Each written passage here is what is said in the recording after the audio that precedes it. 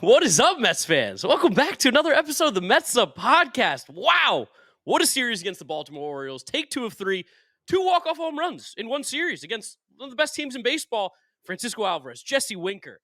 What a fucking series for the boys, keeping it alive. This is good stuff.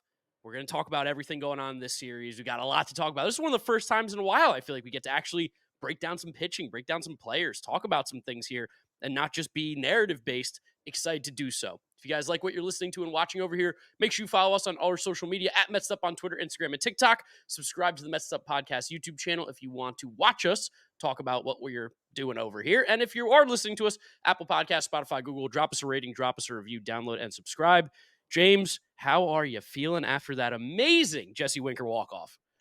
Fucking amazing. I ran through my apartment pumping my fists. I started sweating afterwards. I was moving so violently. It was perfect. This was the game the Mets, I'm not gonna say the Mets had to have it, but you feel a shit ton better having it than not having it. So having it, it's a great time to fly out west after that win.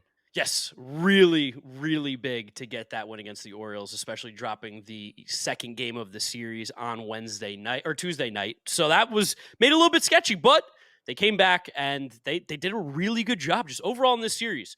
First game, last game, well played, well pitched, all around pretty good. I know they didn't really hit after like the fourth inning on Monday, but Wednesday, they were getting screwed by the umpire. Marvin Hudson had maybe one of the worst performances I've ever seen by an umpire behind the plate. I can't wait to see what the umpire scorecard is for that game. It was so bad that Keith even said, really having a bad one out there today, or whatever he said in the 8th or 9th inning. I mean, Ryan O'Hearn got tossed.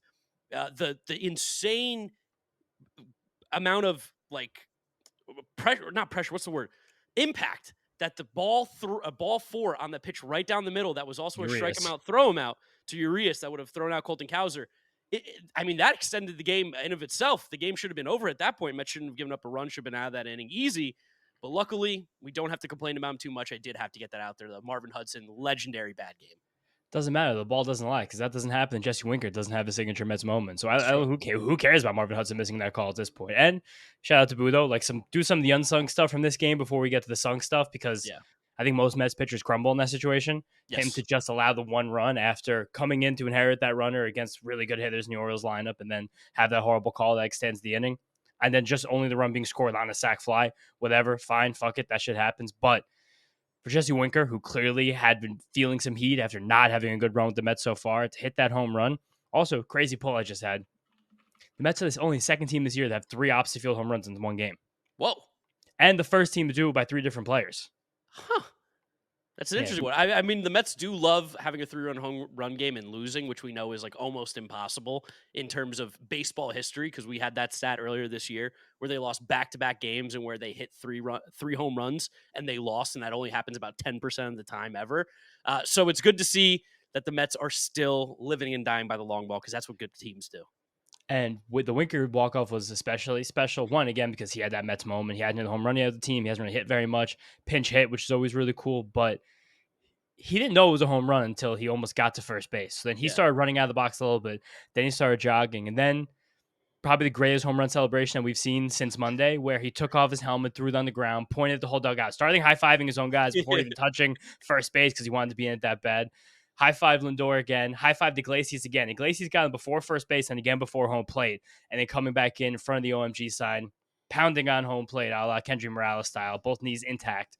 Beautiful, just amazing 2 walk-offs in one series. It's amazing how many times Mets team has won with walk-offs this year. It's the vibes continue to stay high. And I can't, every time it seems like we're out, they pull us right fucking back in. And he gave a great post-game interview to Steve Gelb, his old moon face, where he was talking about, like, I love this shit. And I love when players, like, curse accidentally on on camera, because it's just, that's how he talks. Like, I love this shit. This is exactly what we want. We love the energy. We love the crowd. The crowd was loud on a Wednesday afternoon, too, on that home run. They really popped off, which was great. Just so hungry for October baseball. And he also said, he said this place is lit. Yes, he did say it's lit. And he said, I feel like I blacked out for a while there. Yeah, which I'm like, great. Totally. I feel like I blacked out too. I saw the ball go in the air and I was pounding on my desk. Get out. Get out. If any of my neighbors are home from work during the middle of the day, they'd be like, what? Who's he yelling get out to? There's nobody else in that apartment. But really, really awesome job by Jesse Winker there. Like you said, his Mets moment. He had been hitting for average, but just zero power whatsoever up until this moment. Only 2 extra base hits in about 17 games, 50 plate appearances for Winker. But that home run should hopefully get him going, get him moving forward here because he is a good ball player. And also, another thing to mention about that at bat, he was 0-2 0-2. to Yeah. start that at bat. And Ron was like, Jesse Winker has done this to the Mets so many times on the other side. 0-2, works out a great at bat, gets it to 3-2, and then makes something happen. And literally to a T, Jesse Winker did that, and it was so awesome. And again, this would have been such a bullshit win for the Orioles, one that So they bad. so clearly did not deserve, especially after Manaea went 5 2/3 perfect. They got the miracle runoff boo, though, with the inherited runner off Manaea. Austin Slater hit the 2-run home run after a hit by pitch to break up the perfect game and then no hitter. It's just like, you had no business winning this game. And it was especially after they talked so much shit after the game on Tuesday. Because the Mets made one bad play. It's fucking baseball. People make bad plays. And this whole thing goes around, this Mets narrative. It's like, you guys kidding me with this Mets team? We're over 500. We're in the playoff race. People have to stop pretending the Mets are something that they're not, and that's a joke, because they're not. They're a good baseball team that's in it right until the bitter end, unlike most of the shit teams everybody else roots for. Yeah, and I mean, the Orioles made a bunch of errors in this series, too. It's not like they played particularly clean baseball. Gunnar Henderson had a couple errors. Jackson Holliday dropped that ball in the double play that ended up costing them a run. Like, there was not the necessarily cleanest of baseball played on the Orioles side either. So, weird clap, especially because we have a common enemy. We both hate the Yankees. Why are you taking shots at the Mets? Fuck the admin. And again, also shout out me for saying Sir Anthony Dominguez locked in since the trade. Gave up 2 walk-off home runs in the series. By far the best drinks I've ever had. Fully gave the Mets 2 wins, so we'll take those. Yeah, it is impressive. You did that, and I'm dropping a catcher tier list video on my channel. And I was talking about how Francisco Alvarez really just been disappointing this year. Hasn't done much. Walk-off home run that night, the day I recorded it. Which it's impressive what we can do with our words sometimes. Yeah, even potentially, we had cheap beer and hot dogs in the stadium on Tuesday, which allegedly that wasn't going to happen. Then they decided it was going to happen. So maybe those are our words too. Can I talk about the cheap beer though? Can I talk about the animal stuff that was going on there? Glad we've got to talk about a little more baseball. Just Finish it. Manaea was awesome. 7 innings again. The guy's a 7-inning god, 7-inning king. There's no one throws more in 7 innings more consistently than Sean Manaea since Your the words All-Star again? break. My words again on that one. He was really good attacking the lefties. There's a lot of good lefties in this Orioles lineup. He didn't throw one pitch in the heart of the zone to them in the game on Wednesday. And those first few innings, when he was throwing a perfect game, I was thinking about jumping out of my window because I decided not to go to this game because I picked up some work stuff and I was doing stuff in the afternoon. And then I saw that he was perfect through 5 innings. I missed the Mets' first no hitter for reasons unbeknownst, and if I would have missed the second one because I wanted to do a little bit extra stuff, I would have actually cried. But the 2-seamer was amazing up in the zone again. Dropped tons of sweepers because the Orioles did have a lot of lefties in this lineup. All around, just awesome. He's really good. Brought the changeup back a little bit today too, give a little wrinkle to the righties, but he's so damn good right now. Yeah, he did a really good job. And again, Marvin Hudson really helping out on both sides for the pitchers. Him and Cole Irvin got a lot of benefited from a lot of just calls pitches that were simply never strikes even to begin with, which, but we'll take it because we came out on top. Don't care anymore. We win. Baltimore Orioles. What do you think about the Mets tweet out the Baltimore Orioles, but only capitalizing the L's as a response to New York Mets? I think such a good try. Yeah, tried.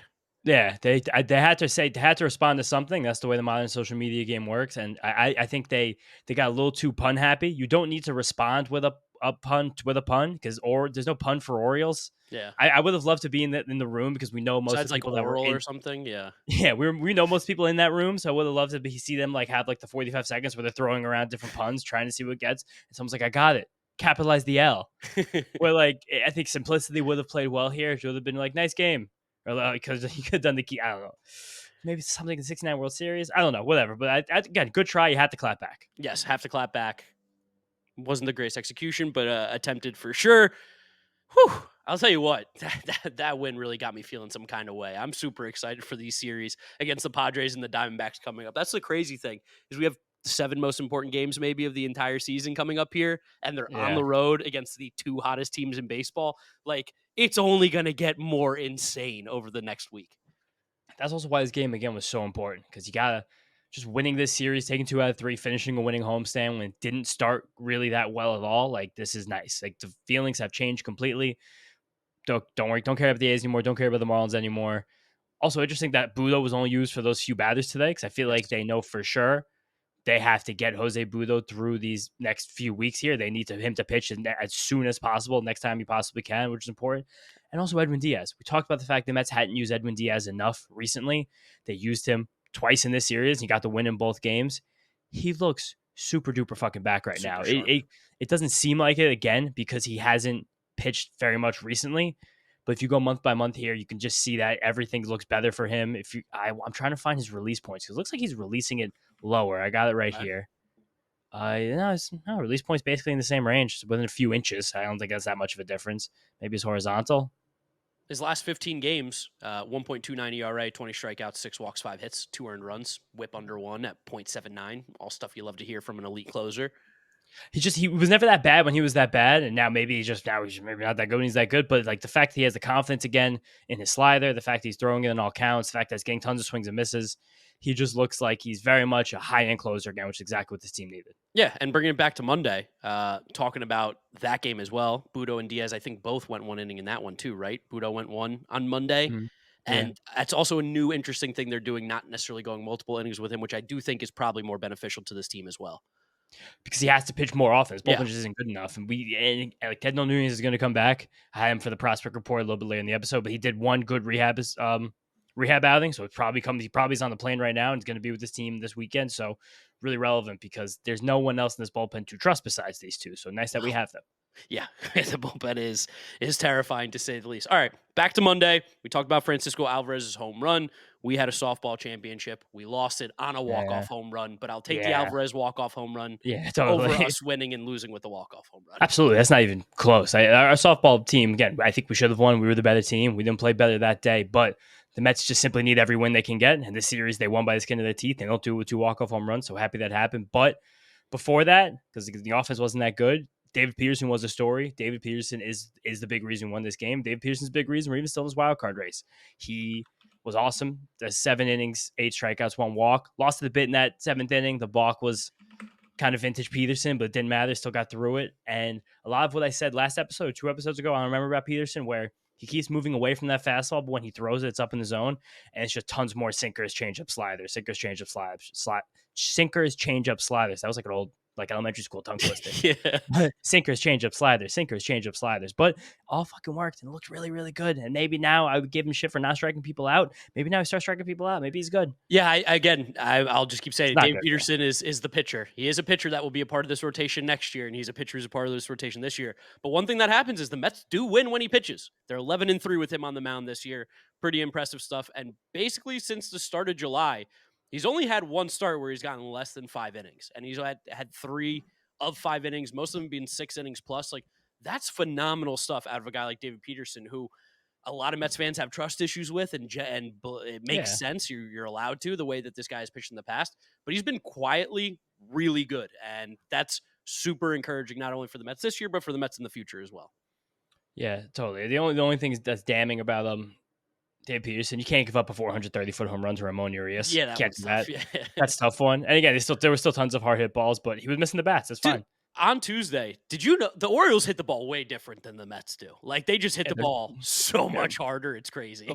Of course they are. They've clicked with this player development. Also, all of these guys on this team, not all of them, but a good chunk of them, these are all high-end draft picks. These are all legit studs. Like, I was watching Colton Cowser run around the bases as the 7 hitter in this lineup, and I was like, damn, that's a good fucking athlete. And you're like, all right, yeah, he was like a top 10 pick in the MLB draft. So it was Rushman, so was Henderson. Mountcastle was, I think, a little bit behind there, but still a first-round guy, I believe. Jackson Holliday, of course. Mountcastle was he was a first-round pick, 36th overall. Okay, there you go. So this is kind of what happens when you suck ass for a decade. Like, you get a lot of really good players. Like, you get that's it. It's what happened when Buck Showalter ruins your franchise. You get a bunch of first round picks. They ruined it before Buck Showalter too. He was the nail in the coffin, but they were already kind of ruined. But it comes back to that. Then again, just the Alvarez home run. He needed that so badly. We needed that so badly. It's funny that the pitch was in the one spot. I've told you guys the only place that Francisco Alvarez still can hit the ball well, and it was that up and inside pitch. He was ready for it 3-0. And just the moment before where Garrett, Keith, and Ron are talking, they're like, 3-0, he's got to take one here. Got to take one. I wouldn't swing. And then you juxtapose that, which I don't know if you saw this it went around Twitter, an awful announcing. The MLB Tonight guys were talking about it too. And Reynolds was like, "You got to swing. This might be the best pitch you get. You got to swing at this one." He hit. They were like, "Oh my god!" And it was just funny, like seeing that, like a little old school versus less old school, like talking about swinging 3-0. And that's just like the fans of like you watch him every night and you know he's been struggling. You're like, just take a walk. Like don't try to do too much. Just get to the next guy. Let's keep the line moving. Harold Reynolds is like, this young guy can hit the ball really far. You should let him see if he can do that. And luckily they did. Awesome celebration. Again, it was only upstaged by Jesse Winkers on Wednesday because he went absolutely batshit crazy. But Alvarez standing at home plate, stomping, pointing at the ground. I don't really know what he was saying, but it was awesome. Shout out to the guys I sat next to yesterday at the Mets game on Tuesday night. They were like, what'd you think about that Alvarez home run? You know, real Staten Island, Long Island guys, whatever they're from. And they're like, oh, man, that was great. That was awesome. He goes, but, you know, he stood at the plate for a little too long. He paused. I don't like that. I don't like that celebration. Why don't you run around the bases? And then they said, Hank Aaron, when he hit 755, or when he broke Babe Ruth's record, 715, goes, he ran around the bases on second base before that ball even hit the outfield. I was like, I mean, very different players, very different times, very different things. I just love that even in a Mets win, the old heads will still find a way to be a little pissed off about what happened. I saw a dude's tweet from Mets Twitter. I just scrolled through my likes and I couldn't find it, so I feel bad not giving him credit. But he took the video of Alvarez when they showed zoom in his face, and it was like, "Wow, Alvarez's English is really improving." Because I think he said, "This is my fucking shit. This is my fucking shit right here," which is like, "Fuck yeah, it is." And first walk-off home run of his career. I think he said he was the third youngest Met to ever hit a walk-off home run, which was really cool. Just awesome. Really good. Needed that. The energy was amazing too. Monday, even Tuesday before we went down by a lot, the energy was amazing. Wednesday, the energy was amazing. And this is all we've said about this team, this organization forever. If you just put a winning team, everyone will go. Everyone will support. No one will care. No one will do anything. The marketing no longer matters. No one cares about luxury items in Citi Field. All we want is a playoff race. That's literally the only thing. And now we are getting it. And that's all, again, literally all we ever wanted. If you build it, they will come. If you got a good baseball team, we will be there. And luckily, they've been playing some good baseball against the Orioles, one of the best teams of baseball. Wait, forgot a huge thing that happened on Monday too. Oh, massive shout out to Kingston, the kids cast. Yes, oh, that legend. kid was the best, absolute legend. He seemed a little nervous his first couple at bats, which is fine. I think he's 10, sitting next to Gary Keith and Ron, 9 in the booth. And then he settled in, and he was a pro's pro. He was incredible. I don't know what's going to happen in the next few years with Gary, Keith, and Ron, but if there's a conversation between Kingston and Gelbsy, it's not even a close for who's doing play-by-play for the Mets in the future. Kingston all day. He said Pete Alonso is faster than a polar bear. He's like, did you know he's actually faster than a polar bear? Ron and Keith are like, untrue, not correct. They're like, that bear's fast. Maybe if he's running downhill. Also, Keith is just so uncomfortable whenever there's a kid in the booth. He has no idea what to do. He has no idea how to interact. I like the idea of him just like talking to him like he's an adult though, as a 9-year-old. I think that they all did, which is cool. But he was also sitting there like in a suit, like with a tie. And they were like, Kingston, have you been into broadcasting for a while? He said, yeah, I really got into it when I was about 7. It was like 2 years ago. And they were like, oh, do you go home and practice? He was like, yeah, sometimes I'm watching. I love listening to you guys, but I'll lower it so I could practice myself. And also when I play on Be the Show, I do it on mute. And I announce so I can get better then too. Dude, if he's 9 years old, there's a chance he was born after the Mets World Series run. He could have been born in November, December, or the end of August. Yeah. Oh my God, I hate that. Ooh, that's crazy. He doesn't even know about Daniel Murphy's run. It feels like now a long time ago. Then you realize it is really a long time ago. But shout out Kingston, star in the making, and then just quickly talk about the game on Tuesday because it was a bad game. But I want to talk about because we were there, and it was a really fun day in the ballpark. Yes, I think especially because Mets did cheap day on Tuesday, so I did $5 beers, $5 hot dogs, and some other cheap stuff. But I didn't really. That's it. No. I feel like there was a pretzel or a popcorn deal, but we didn't get to look into that. But awesome day for you and I at the stadium. We hadn't been to a game together in a few weeks now. Been a little while, so it's cool to see how many people are listening to this show and watching us, and how many people are recognizing us in the ballpark, and how it almost like doesn't stop, which is pretty amazing. It's kind of shocking considering where we started this and where it is now, and everything has happened in between. But fucking really cool to go to the games and see you guys and meet you guys. Yeah, it's funny. I feel like we're getting recognized more now that we don't work for the team. Significantly more. Now that we're promoting ourselves as opposed to getting no help, it's funny how many more people seem to recognize us and know about our podcast even existing, which is kind of funny. We walked into the stadium and there was these 4 college kids sitting or standing having beers at like right around the Coors Light thing in center field, and they screamed. We're 100 feet away. Screamed, Driving Marciano! And they run over like, we were just talking about you guys that you were going to be here. took a picture with them. They were electric. Absolutely love those guys. Yeah. There was a couple other people that came up to us. A guy who's wearing a perfect game powder blue hat, saw me Yeah. online, Nice goes, dude. love the podcast. Where's James? I got to talk to him about pitching. He comes over, finds James. He's wearing a Christian Scotch. He's like, I got this because of you. Like, that was Yeah. awesome. I was like, that's really cool. And there was another dude, I'm finding his name because he tweeted at me, who just found me in my section. And I'm just watching the game and I hear someone yell behind me, Shiano, which is funny. I guess the people that listen to this podcast, they call him by my last name, which I've had a lot of friends call him by my last name in my life. So that's pretty cool. But, this guy's name was also James, which is hilarious. But I just hear Shiano and I turn around. I'm like, what's up, dude? And he just handed me a beer, didn't say a word, dapped me up and walked away. Oh, I think I met him. Yeah, you think you met him too. And then there was another kid who came into the section. He was, I think he was in our section because he was walking up and he saw me and I was talking to my sister Julia and he stopped. He was like, James?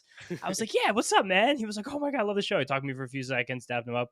Cool to see the kind of interaction. Like, we see the numbers. We know a lot of you guys are listening. So cool to see, like, it actually, you guys are the ones who are here.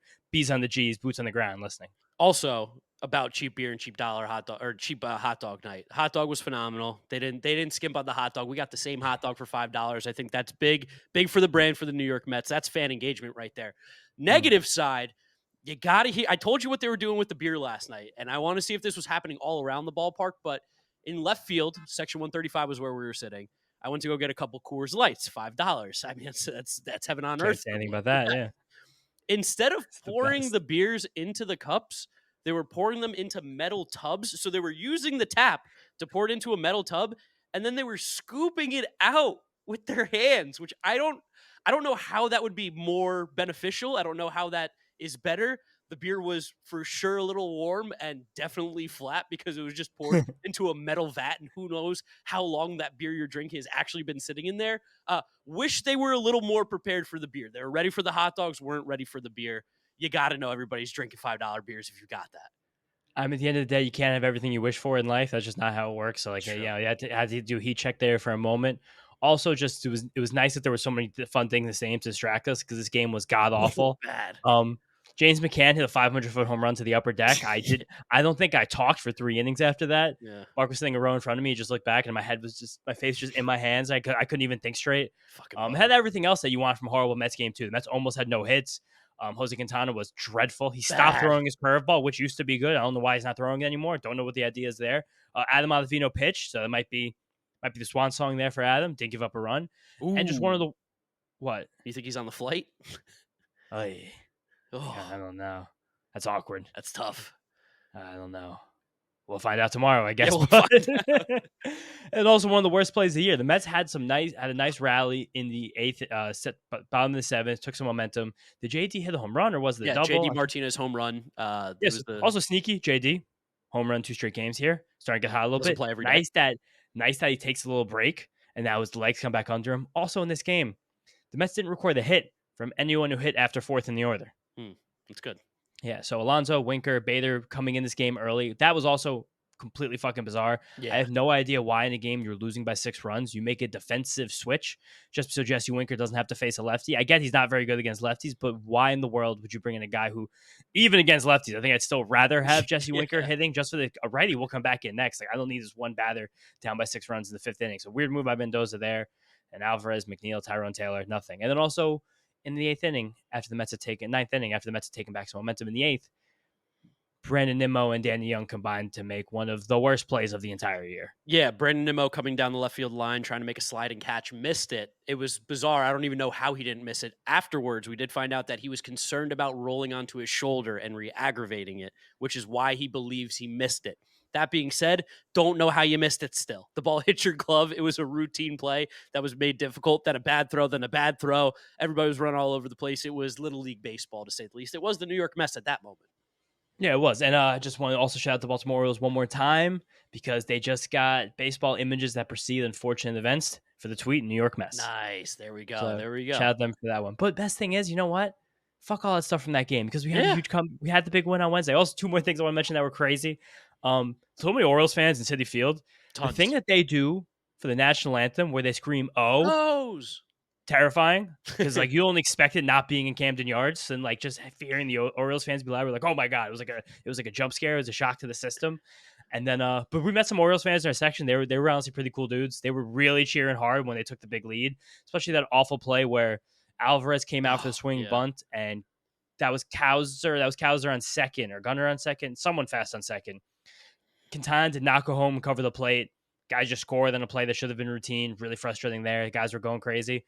And my dad goes to them, "Did you guys get to come to the game last night too? It's a shame. You're in New York. You should have come to all the games. Like, that's a shame you guys missed last night." But they were hilarious. They drove up from Baltimore for the day just to go to that game. And lucky guys, they saw the only win that series. And then cursed father-son duo next to us in the seats. What? What was it? Who was on the jerseys? I'm trying to Oh, remember. I remember them. I'll Okay. never forget. So father-son next to us, they're both wearing black Mets jerseys. Yes. They were Roberto Alomar and Tom Glavine jerseys, and each of them were signed. Ugh. Couldn't Well, believe it. one, if I had a Roberto Alomar or Tom Glavine Mets jersey, it's in the garbage or it's being Gone. burned. You Yeah. got to get rid of it. Two, if I were to get a signed jersey by those players because they're both Hall of Famers, it sure as hell wouldn't be with the Mets. It would Any be a other Braves team. jersey, and it would be either. I thought Cleveland Indians, you went Toronto Blue Jays. I think either of Yeah. those is a Either of those significantly way better better. choice. Yeah. No, it's terrible. So that was cursed, and that I kind of blame the loss on them a little bit, but doesn't matter. Again, came back Wednesday and did it. Also, we did see a cursed Buck Showalter black Mets jersey, which We I thought did. was so funny. It's crazy. It's one of the worst managers in team history, and the guy's wearing the jersey for him, number 11. I Two can't wait fan to see that in like bases 7 years. Two fan bases that will wear jerseys of him till the days that they die. The Orioles love Totally. Buck and the Mets love Yeah. Buck. Which is true, but at the same time, he was horrible for both of these teams. Terrible. I was thinking about, I just don't know why. It's just Tuesday was the first crisp in the air in New York that we've had this year, and I went on a run in the afternoon before we went to the game. And just like, I don't know, I've lived in the same neighborhood for a few years now, so I remember back when like I feel certain changes in weather, Yes. like things will zap into your mind of things that you felt at a different time in your life. And I vividly remembered that Friday going to the wild card game against the Padres. And I remembered for a second, I couldn't believe it. I was thinking about it. Does no pertinence to anything. I'm sorry I'm mentioning this for all you guys listening. Why the fuck did Max Scherzer start that game instead of Jacob DeGrom, the first game of the series? Was it a day? Was it a rest thing? I don't know. Was it the reason? Because neither of them pitched since the Braves series. That is a good point. Why didn't Jacob DeGrom start? I mean, yeah, I don't know. I don't I know. don't know. I don't know. I don't know why that happened. I remember just thinking that. I think they tried to get cute and do Scherzer, and if they won the game, they could have gone Bassett and saved DeGrom, so they could use DeGrom for game one of the DS. But I was thinking about that, being like, "Fuck, that's really the starting pitcher version of not bringing Zach Britton into the game in extra innings." Yeah, I mean, to be fair, Scherzer was pretty good up until that point. Like, and he had like True. a couple starts here and there, but he's a human. But No question who was better though. yes, you. Yeah, Jacob. I don't. Why? I Why'd you don't. I do don't. that? I don't know. I Why'd you just like fucking think of that? my sneaker hit the pavement and it was 67 degrees, and for some reason that just went to my brain. Now I'm on my run. I'm listening to a baseball podcast. I'm just like, God damn it! Like, why the fuck is this in my head right now? Well, But let's talk about someone else that Buck Showalter really didn't use, and that was Mark Vientos. yeah, good one. Good Good transition. night. That was pretty good. That was pretty good because Buck Showalter Radio guy. famously told us, what's a rookie? What's a prospect? I don't know. Don't care Yeah. about these guys. The young guys, who gives a shit if they're good? They're young. They have to prove it. Well, Mark Vientos is proving it after what was a tumultuous season last year. Ever since he's gotten called up, he's not only been a different player, but this team has been different. And it just goes to show how important it is to have major league caliber players at every position in the field. Because we went from third base being one of the biggest black holes in all of Major League Baseball to maybe one of the most strong positions now in Major League Baseball, especially just on the offensive side. Defensively, whatever. At the plate, Mark Vientos is putting up phenomenal numbers at third base. Maybe only better guy right now is like what, J-Ram? No, I have the stats right now, and it's amazing because he's changed his entire team. So since May 15th, which was when Mark Vientos got the starting job, which gets rid of a 3-for-7 series with a walk-off home run against the Cardinals at the end of April when he got called up briefly and sent back down, he has the most home runs on the team. Wow.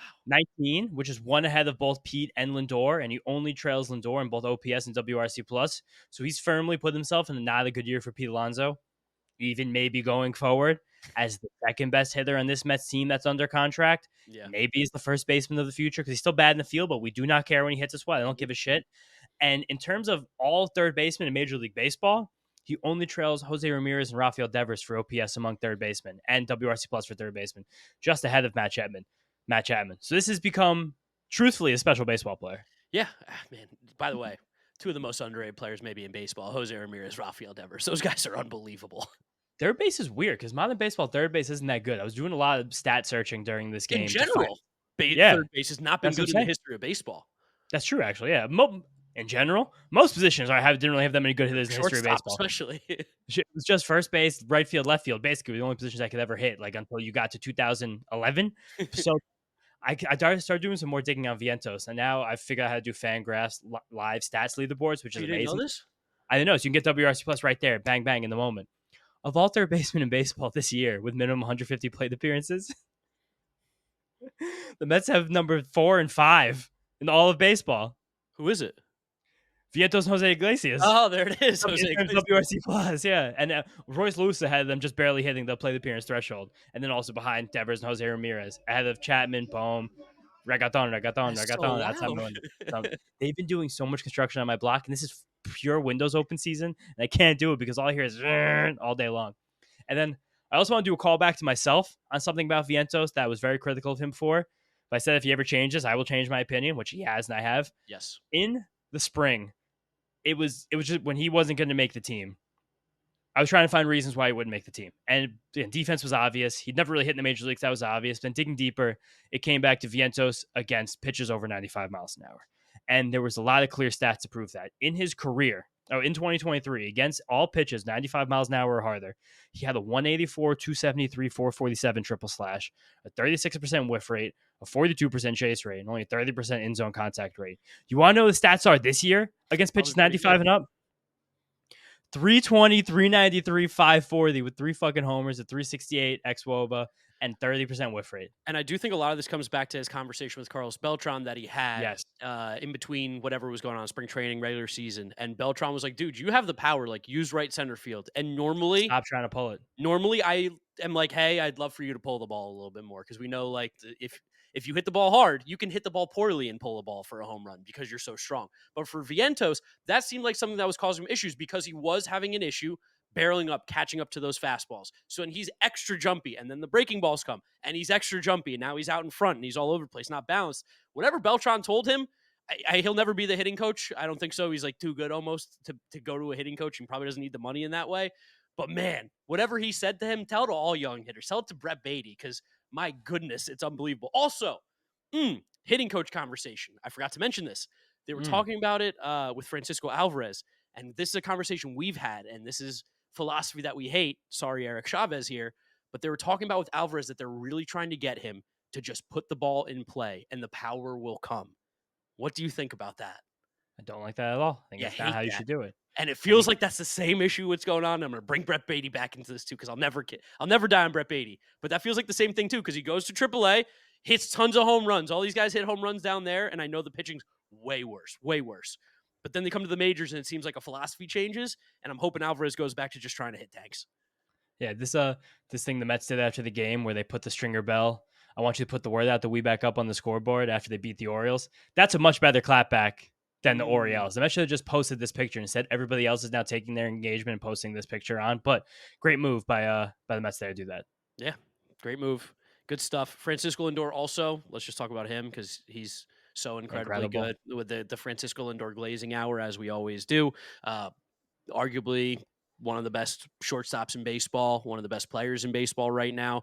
He is the first shortstop ever to have 3 seasons of 25 homers, 25 stolen bases, 25 doubles. Ever. There's really nothing anybody could ever say again.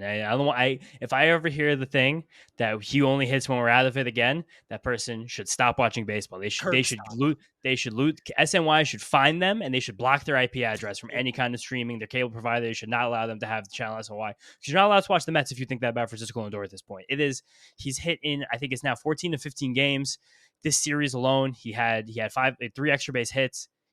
Every single day he does not even just one thing, many things to help this team win. And he is steamrolling his way, if we can sneak into a playoff spot, to possibly win the first MVP of his career.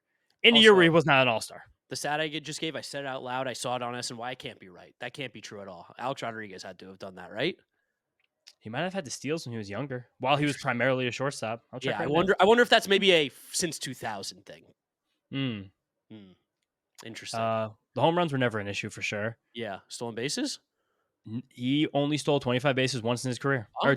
No, 3 times. Why did I say that? Stole 25. So, okay, so let's see. So he was the 44 of the year in 98, and the year before, like 23 home runs, 29 steals. Oh, okay, there we So yeah, go. never happened. We did it. Never happened. Mission accomplished. Francisco Yeah, Lindor better than Alex Rodriguez. I mean, second best shortstop history in New York behind Alex Rodriguez for sure. Definitely, definitely. It's awesome he's on the Mets. I love him so much. He's great. And like you said, Edwin Díaz has been great. Love that too. Picked him up in fantasy this week because he hadn't been getting used, but he's been Fucking back. dropped him. Not bad. I picked him up now. Who dropped him? Edwin Díaz, I think I dropped him. I think I had him well, dropped him because he wasn't getting terrible. used, and then I picked him right back up. It's terrible. How could you do that? I'm a man. It's ebbs and flows with the relievers. Who's getting used? Who's hot? Cade Smith was being used a lot. All right, then. But I think that's all we got for the series. Yeah. Awesome. Awesome job by the Mets. It wasn't pretty by any means, but those are such monumentally huge wins for the Mets, who are still out of the playoff picture as it currently stands. But they are now 66 and 61 heading to San Diego for a 4-game series. We'll preview that in a second after we do a quick little prospect report here. But I had 21 more wins. 21. That's how many we got left. That's all we need. That's all we got to get. But quick box report run around. We're not going to get too deep because last week Mark and I dropped our top 25 prospects in system, which not many of you guys have watched because if you was on YouTube, a little dense. Dog shit. Maybe we did a little too much in that one. Maybe we have to get more. Maybe just 15 next time. More than maybe 10. More than 10. Less than 25. We did 10 last time and it was a banger. So maybe we should have to do that again. But we just want to talk about guys. Like I want to talk about Boston Barrow. Like I want to talk about Nate Dome. Like I want to talk about these guys. Jack Wenninger. Who the fuck cares, right? Yeah, guys had a great changeup in single A. But some important stuff here. Nolan McLean has best start in Double A. Nice. He's now showing off per our guy Isaac Grofman, who does a lot of work with Wardy. 6 pitches apparently in this start. Charted the game. 6. He had a 4-seamer, a sinker, a slider, a cutter, a changeup, and the curveball. That slider is still the sweeper. So I think maybe some of these could have bled into each other, but 6 innings, 4 hits, 1 run, 5 strikeouts, 75 pitches. Nice to see the guy who's not made many starts since he was in high school acclimating to this new level. Your favorite stat. You love mentioning how few starts he's made since high school. So good. Him and Schwellenbach. I don't know how these guys do this, but that was a good one. Also, huge news, not for like the team this year, but in general for the Mets. Jett Williams came back on Wednesday. Played in his first rehab game, first baseball game since April. I think maybe played 1 game, then he got the wrist surgery or something like that. But nice to see him get in here. Would be so cool to see him just have 3 good weeks of baseball, maybe jump in for Binghamton, even Syracuse by the end of the season and get some positive momentum going again before next season comes around. Yes. Brandon Sproat as well. How has he been looking down in AAA out in Syracuse? Again, it's not been great. He had a second start there, and it was just okay. A lot of walks, kind of similar things he ran into at the beginning of his time in Binghamton before he righted that ship, but just it's only there for 3 innings. He only faced 12 batters, 1 hit, 2 walks, 2 strikeouts.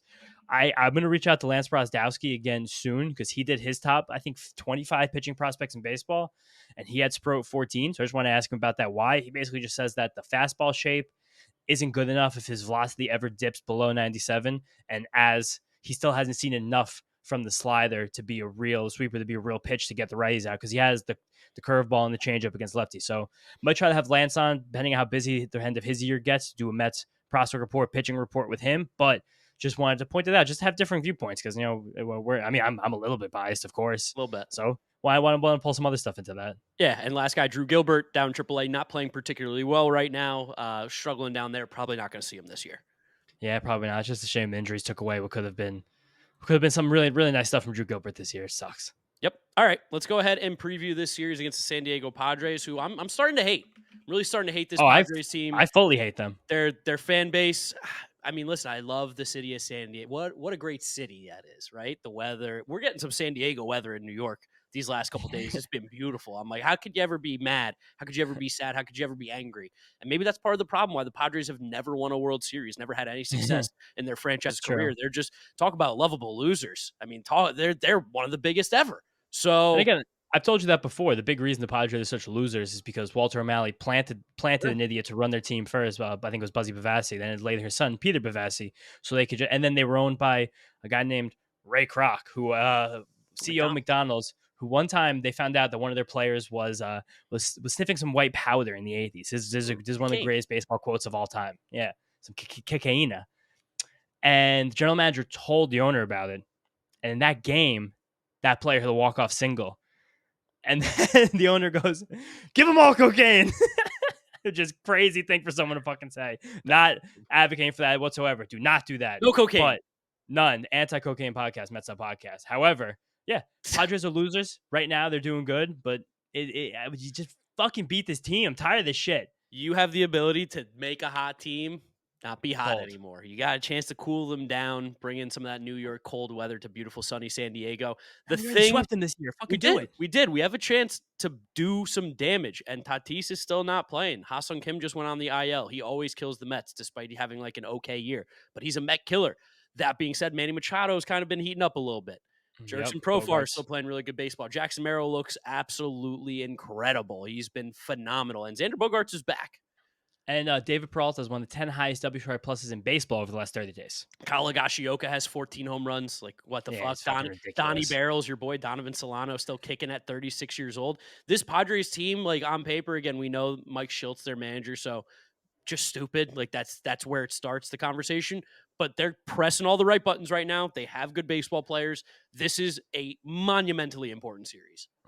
Yeah, biggest thing about the Padres this year, which everyone last year harped on the fact they were one of the most unlucky teams like in baseball history in terms of how well they pitched, how well they hit, but just how many one-run games they lost. This year, and this is why I say it every episode, it's the fakest stat in sports. It's complete bullshit. They're third in RISP, third highest batting average run scoring position. Last year they were 27th. That is everything. They're literally getting just luckier with some singles. Now maybe not luckier too, because Profar and Rise are a huge reason for that. Merrill. They're just going to put the ball in play, yeah, and Merrill too. Like a lot of that's happening, but they lost Juan Soto. You know what I mean? Like it's nonsense. Tatis has been It's just hurt. yeah, they're hitting a lot more singles. And then just quickly run through the pitching matchups here. Thursday night, 9:40 Thursday, Luis Severino versus Dylan Cease. Could be an ace off there. Friday, 9:40. Everyone get your 3 beers ready. Paul Blackburn versus Joe Musgrove. Hell yeah. And Saturday, Cheating Joe? 8:40. What? Cheating Joe's on the mound? Cheating Joe. Joe with the ears. Saturday, 8:40. David Peterson versus Michael King. I'm going to talk about King in a second. And then Sunday, talk about an ace off. 4:10.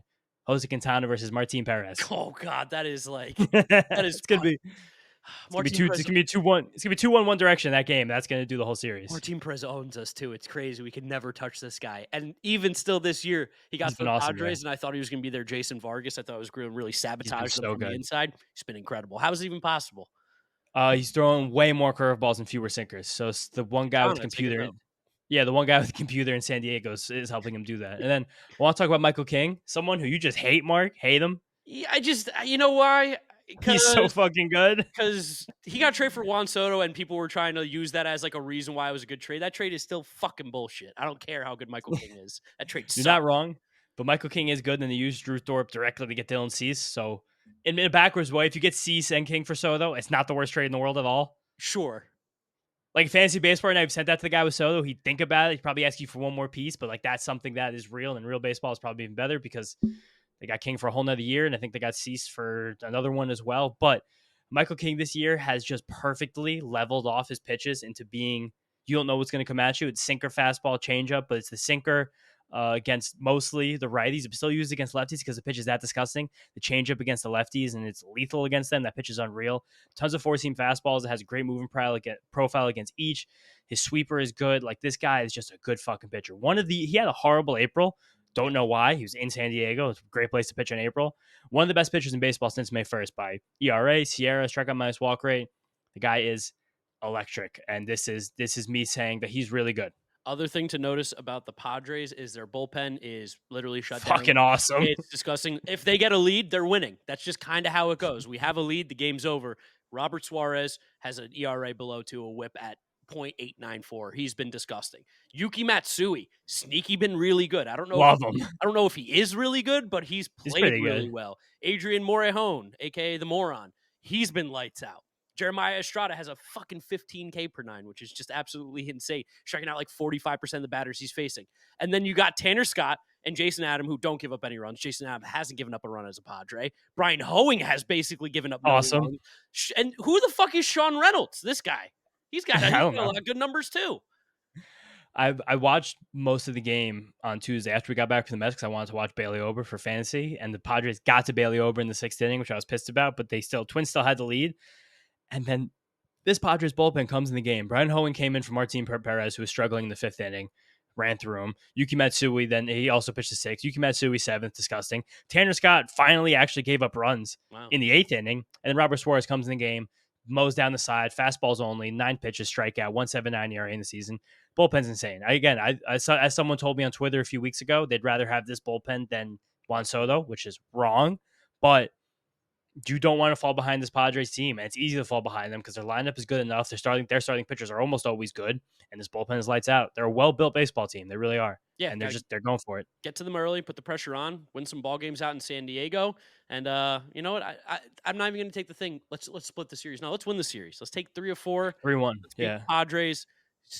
Gain some ground on them. We have the opportunity to do so, and the schedule is only going to get crazier after that with the Diamondbacks next in Arizona. So a lot of big baseball. If you're not a Mets, if you're not a baseball fan, if you're not a Mets fan, and you're not watching these games, where are you at? What are you doing? This is like awesome stuff. We're getting playoff baseball essentially on August 22nd, which is really cool. I'd prefer that we had a little less pressure right now, but this is why you play the games. This is why you watch. It is. And this series is especially important for the Mets because, one, Austin Riley just broke his hand. He's out for the year. So another injury to the Braves. So it's just as many things as they can stand up against. We just have to find a way to take advantage of this massive opportunity. And also, the only other teams in the wild card race are the Diamondbacks, the Padres, and the Giants. And the most amazing thing is those teams play against each other a fuck ton to end the year. Yep. The Giants have 6 games each against the Padres and Diamondbacks, which will probably just knock them out. But if they continue to stay hot, then the Diamondbacks and Padres will play each other the last weekend of the year. And they also have series against the Dodgers, each of them. Actually, wait, the Diamondbacks. No, yeah, they have 4 games against the Giants, Dodgers right after us. So these teams are playing each other a lot. There's an opportunity for the Mets, who are not playing these teams at all, besides one against the Braves, but then this week right here, which is why it's so monumentally important to win it, you could just slither through, just like a little snake, just slip through. Let these teams beat up on each other. You play 550, 600 ball the rest of the way, you can walk in there. And then after this, we get the White Sox. Nope, So don't worry about it. Don't worry about it. Don't care. I'm just saying, just play these fucking 7 games. I don't care. I don't care who we play after them. All right, fine. Padres. Never mind. Padres, Take it back. Yeah, take it back. Padres. Just fuck the Diamondbacks. Just the Padres right now. Yeah, exactly. Just the Padres. I hate this team. Hate them. Hate everything about the Padres. Fuck them. Besides the city they play in. Yeah, great city. Oh, great city. Good fish tacos. Such the best. But I think it's all we got. It's all we got. Let's hit Cheatin' Joe, and I'm going to start using that. Shout out to Ernie. He started calling him Cheatin' Joe Musgrove, and I love it. It just works. Something about it. Thank you guys for listening. Thank you for watching. Make sure you follow us on all our social media at Mets'd on Twitter, Instagram, and TikTok. Subscribe to the Mets'd Podcast YouTube channel to see our pretty faces talk about it. And if you're listening to us, Apple Podcasts, Spotify, Google, drop us a rating, drop us a review, download, and subscribe. Follow James on Twitter at James_Shiano. I'm Giraffe Neck Mark with a C. Thank you for listening. Thank you for watching. And we will catch you on the next episode after we take 3 or 4 from the Padres. Peace out. Peace out. See you guys next time. Fuck the Padres.